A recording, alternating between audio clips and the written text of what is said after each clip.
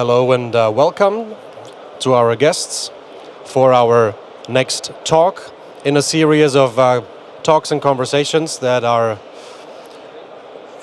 we've set up with the aim to give food for thought for different aspects of our modern working world. And today we have Simon Blake, one of the creators of the What If We Fly series that you are using. I hope you're comfortable and feel at home. He is great. And Simon is a design thinking expert, and he will give us some insights into agile work as a driver for innovation. The stage is yours. Thank you very much, and welcome also from my side. It's a pleasure to be here. And as you just said, me and my team, we started developing these products, but my real life business is not like product development in terms of furniture. So why did we do this anyhow? Because there was a big need in our work that when we go and work with companies and organizations who want to become more innovative, who want to anticipate challenges and changes earlier than their competitors, that we can do this much better when we create some circumstances that enable these organizations to actually become more innovative. And one of the most important circumstances is space. This morning we just had this discussion about like how space defines your behavior, and there we talked about like when you go into a church you behave differently than when you go into a shopping center or a swimming pool. You even dress differently, okay? And this just shows how important space can be as a communicator, as an artifact that tells you what is appropriate, what is not appropriate. So if we want to establish an innovation culture in organizations, we always like to start with a space, because a space can actually be a signal to all the stakeholders, employees, managing partners, customers, whoever, in order to understand here is a certain vibe going on. And this is actually why we started developing tools like those. Another reason is because teams who work in an agile way and try to work cross-functionally, they actually need spaces like this as a tool. In a traditional meeting room or in a boardroom, you cannot really come up with cross-functional innovations. And you need these flexible spaces like you can see here. But that's not my topic today. I'm going to refer to this from time to time. My topic today is why is innovation important anyhow? Yeah, so if you have a good product, profitable product or service, whatever, business model, why should you anyhow start with innovations? I mean, you're earning money, right? So you don't have to do innovations. You only have to do innovations when you're a small startup and don't have this existing business model, right? No, it's exactly the other way. You have this existing business model, you have this product that is very successful, and you better start thinking about the next business model, the next innovation, before your cash cow becomes a poor dog, okay? And I'm going to lay out some thoughts and put on some evidence on my thesis here, why innovation is important. And I want to start with a subset of innovation that's called human-centered innovation. And this is, as you said, what I'm an expert in, human-centered innovation. Why is that important? I'm going to lay out to you. And I'm going to start with human-centered product innovation. So let me give you a quick example. Here you see a hammer and a nail, okay?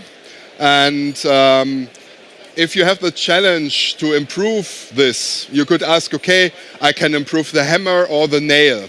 I can make the metal stronger. I can make maybe the top of the nails a little bit bigger so that people like me who are not very experienced also hit the nail.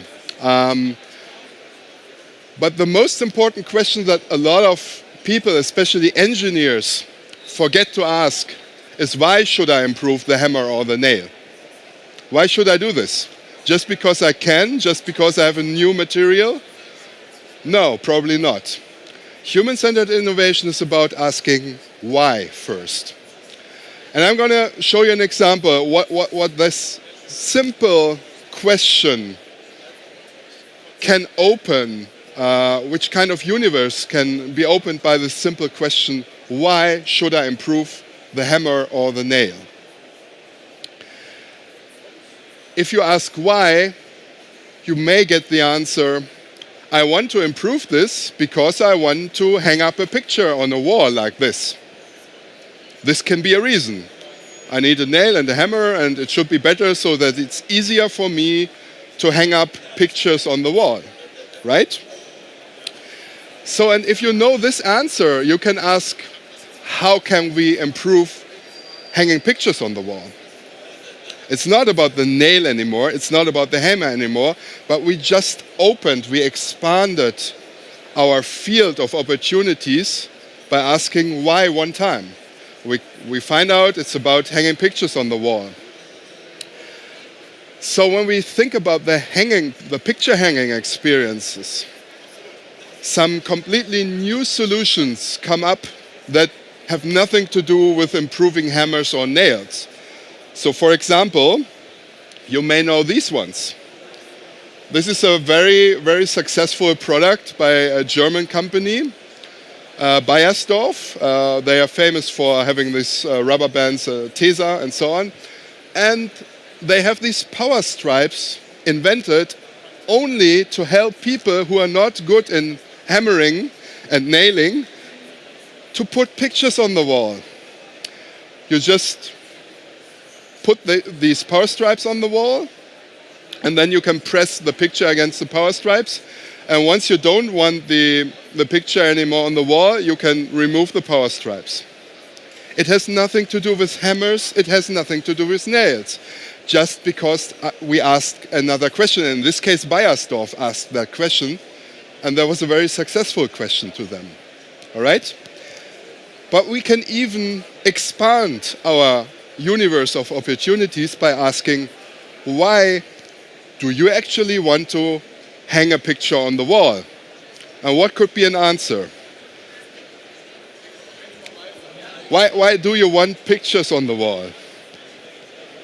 Ask yourself that question. Memories, yeah, information, memories, whatever. You want to somehow improve your decoration or your being at home experience, right? You want to have a cozy home. You want to have memories. You want to have nice informations. So this is. Oh, sorry. I was too fast. Keep that in your mind. But before this, I'm going to show you another service. So this is a product, but here we even have a service. It's called TaskRabbit. And this is a service that brings people to your home. They can do little tasks for you, like hang up pictures or, for example, put a new carpet on the floor. So we're not talking about product anymore, but we're talking about service right now. So you don't have to do anything anymore. So just to show you how many solutions you can get when you just ask, why do you want to improve the hammer and the nail? But we were already a little bit further ahead. So we were asking about the coziness at home. And if you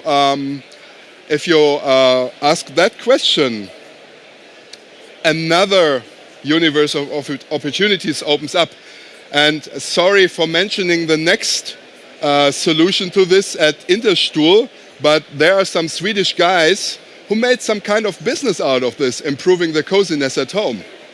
It's not a small business, but it's a big business. It has nothing to do with hammers and nails, but it's about improving coziness at homes. And sometimes you may need a hammer or nail or whatever, but this is another answer to this.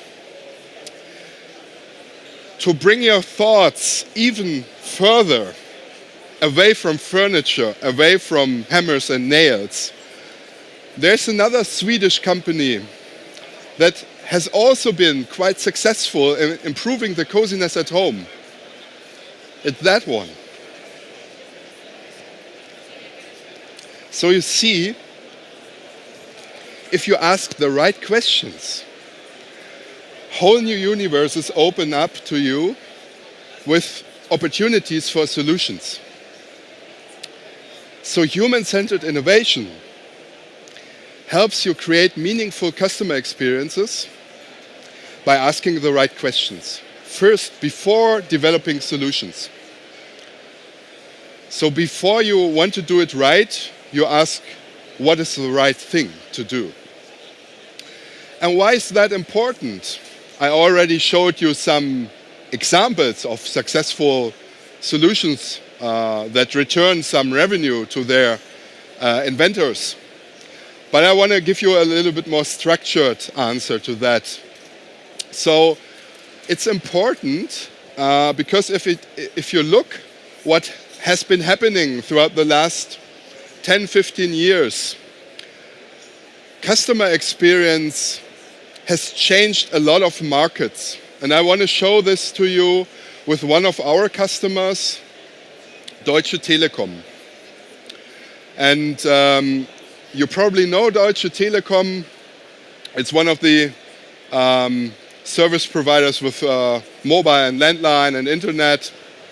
And they have some competitors, traditional competitors, Telefonica company with the O2 brand here in Germany, and also Vodafone. Okay, so that's business as usual. You have some competitors, all right.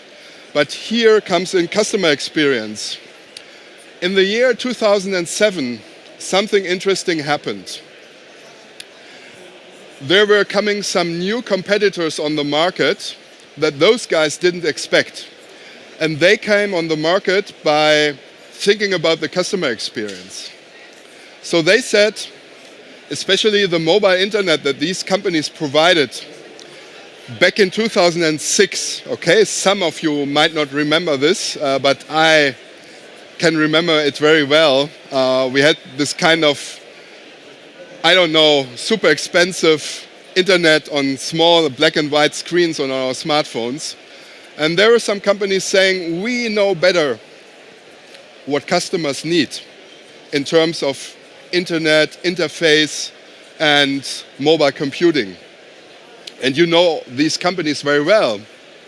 It's Google and Apple. Apple actually started with the iPhone in 2006, and it was their first telephone. They never built a telephone before, but they knew they were experts in customer experience or in user experience. They said, what you guys do, we can do much better. And we can do better than the Sony Ericssons, we can do better than the Siemens, we can do better than Nokias in the world. And they just said, okay, we're going to start our first smartphone here. It's called iPhone, right? And they set themselves between the traditional providers and the customer. Why is that? Because if you take a look at your smartphone, the whole experience is designed by Apple. It's not anymore designed by those guys.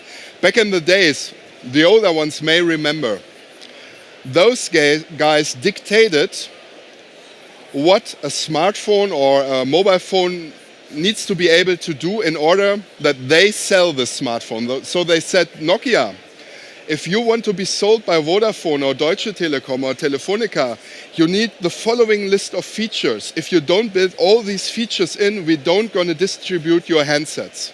That's how the market worked. And those guys, they said, okay, we turn it upside down. If you guys don't offer flat rate plans for internet, we are not going to provide you with the iPhone or the Google phone. And that's pretty bold because it was their first telephone they ever built. They didn't have any track record before.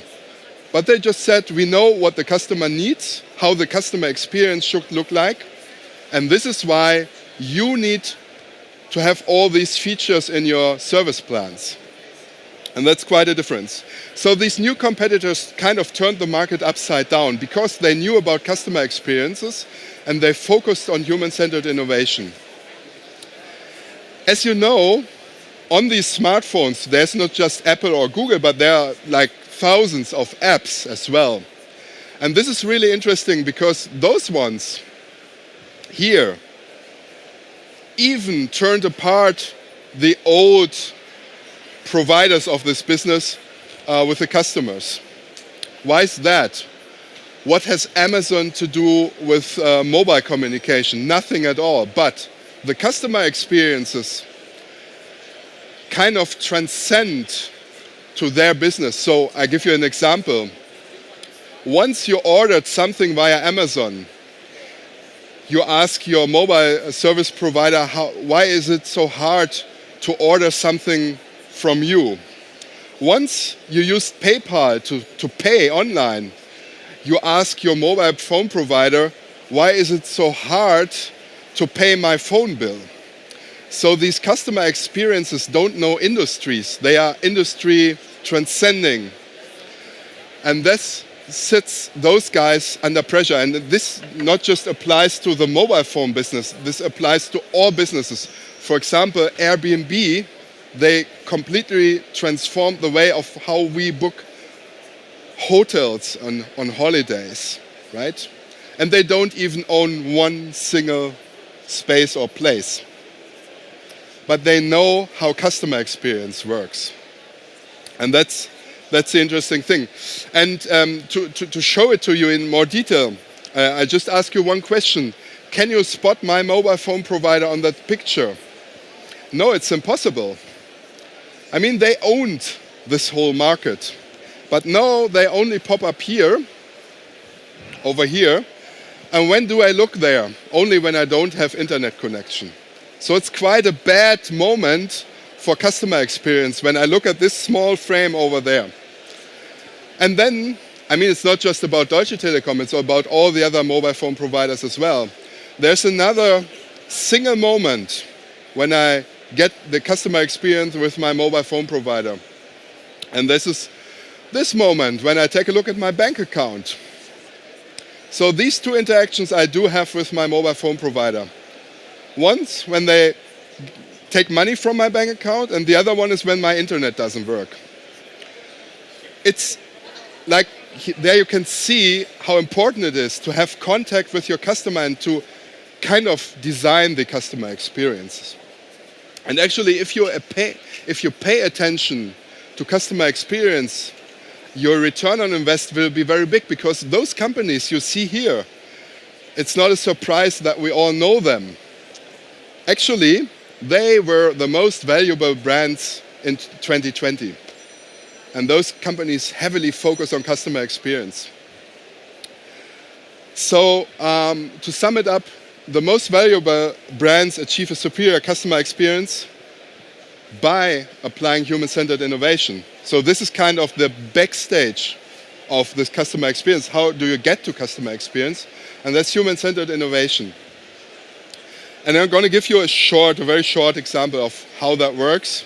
And then we're going to open up for questions, I would say. So remember when I was talking about the hammer and the nail? I didn't talk about technology first, but I asked why. I wanted to understand my users better. And this is exactly what human-centered innovation does. It always starts here with desirability. What is a desired future? How could this future look like? We have these two other things, feasibility and viability, that also need to happen to make innovations come to life. But you should always start here, and especially to German companies, that's kind of counterintuitive, because they are really good in engineering, And most of the times they are also quite good at business. But they are not that good at what users need. And to give you one example of how this can change products, one more example, I'm going to show you something that has been developed by students of the Stanford University, where the School of Design Thinking started. And these are students, they work together on human-centered innovation. And this is an example that perfectly shows what human-centered innovation means. So the students were given the task to come up with an idea or a product for an incubator for emerging countries. So in emerging markets, the death rate of newborns is like 7 to 10 times higher than in developed countries like in Europe and so on. So there's a big need for these kind of products.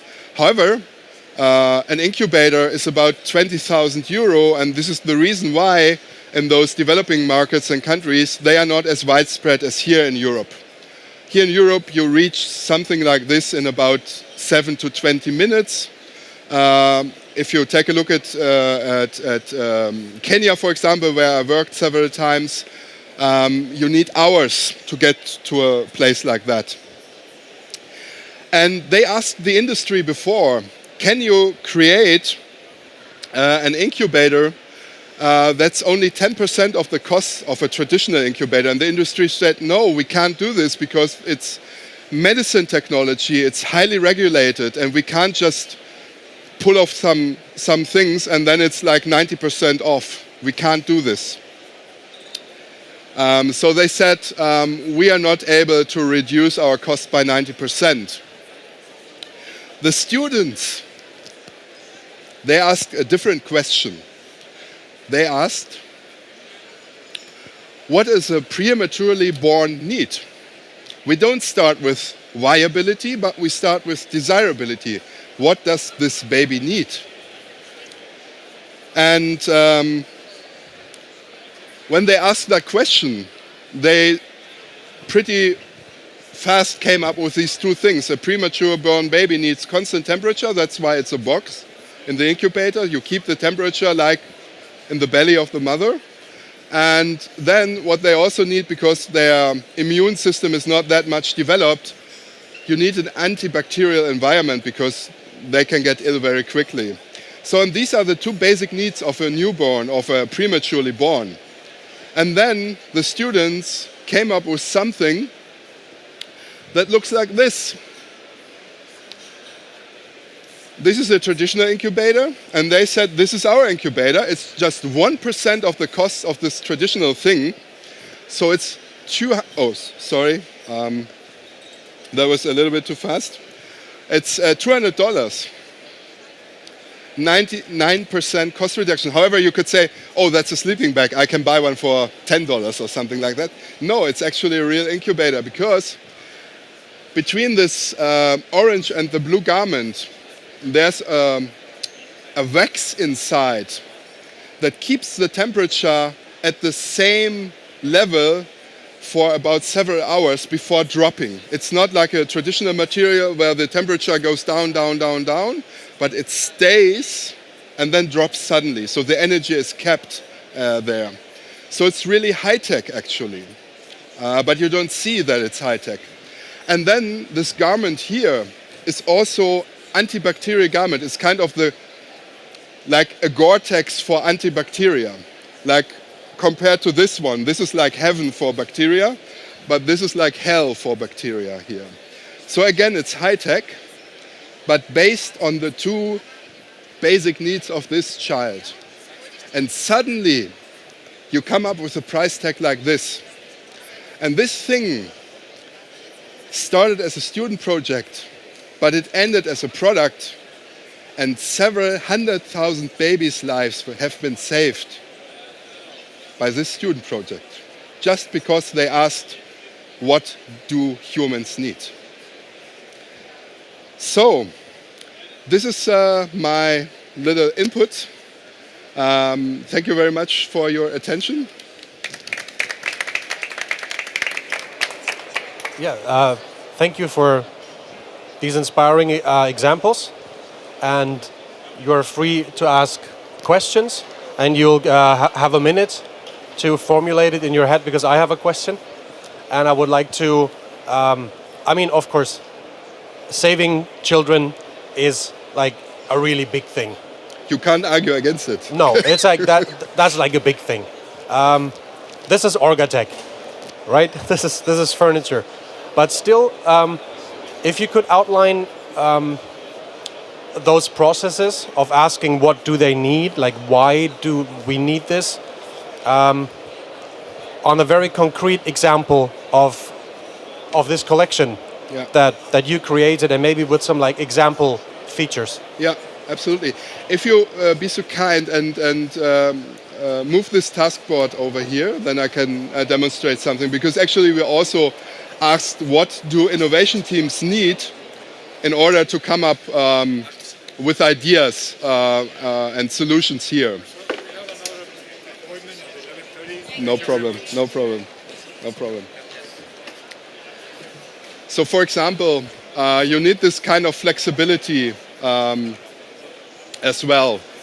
And when you work in innovation teams, you want to focus on the topic that you have, like solving the incubator challenge or something like this. And in order to support you with that, we created this collection here in order to give you as much support as is possible that makes you focus on the topic. So for example, we are the world's first whiteboards that you can just tear off like this. Because you want to focus on how to combine these ideas, and you don't want to focus on how do I hang it up here. That's a big difference. So we actually asked ourselves and our users, what do you need? And they said, yeah, actually we want to throw ideas to the wall. And this is exactly what we did. You can actually throw ideas to the wall. And this is like, if you compare it to other solutions and products in the market, you won't find anything like this, because I think many of the other ones have not thought about the teams who actually use these kind of products here. So this is one example there. Do we have any more questions? Just looking at everybody to see if there's something. Bianca? If we do talk about human-centered innovation, how do you actually approach this question? Because I can't imagine, I can ask myself this question, but I can't solve it because I don't have the solution. How do you approach finding solutions? Sorry, acoustically I didn't really get it, so you have to... Sorry.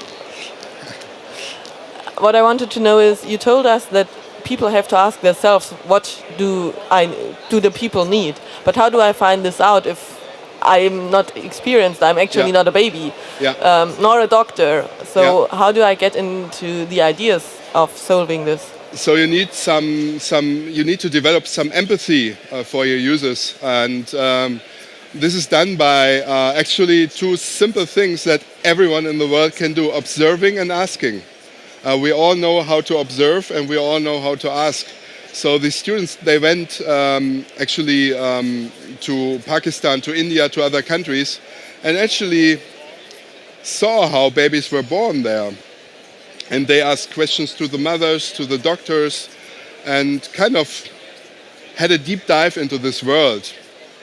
And so they understood after some time what are the problems. No electricity, so you don't have electric incubators running there and things like this. And the distance maybe between a mother and a hospital is just 7 kilometers, something like this. But it's like all the way up on the mountain and then down on the mountain. So you need something very mobile where not the mother has to go to the incubator, but the incubator can actually come to the mother by just simply observing where do those people live, where are the hospitals, how does all that work.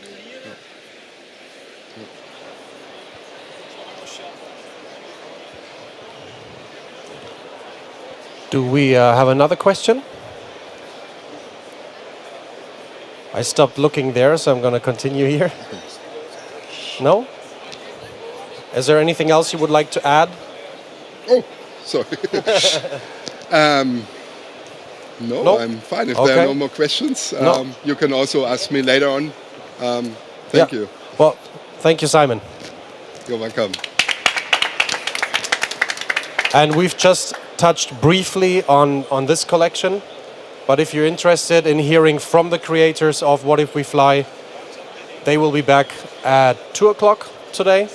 Frank Hesselmann and Simon Blake at 2 o'clock. And we will talk about the products more. And we will talk more about the products. All right, enjoy the fair.